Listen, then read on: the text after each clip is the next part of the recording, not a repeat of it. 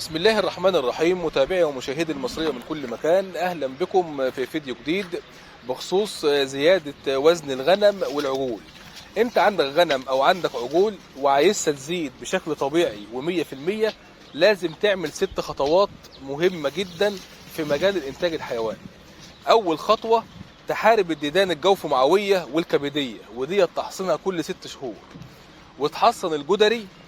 ورابع حاجة، تحصن الBPR طاعون المقطرات الصغيرة. وخامس حاجة، تحصن الكوليستيريديا والباستريلا عشان الجهاز التنفسي. وسادس حاجة، هتحصن الحمى القراعية مع الوادي المتصدع. تمام؟ لو انت عملت ال6 خطوات دول ان شاء الله هتاخد مناعة وتاخد تحويل وتاخد وقاية، زائد الدفع الغذائي. اخر حاجة الدفع الغذائي. انا عشان ازيد او اي حاجة عشان تزيد لازم اكل كويس، صح؟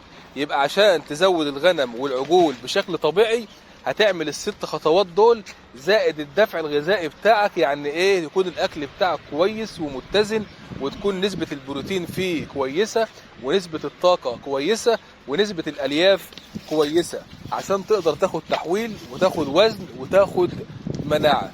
ده للي عايز الغنم تزيد او العجول تزيد بشكل طبيعي و100%.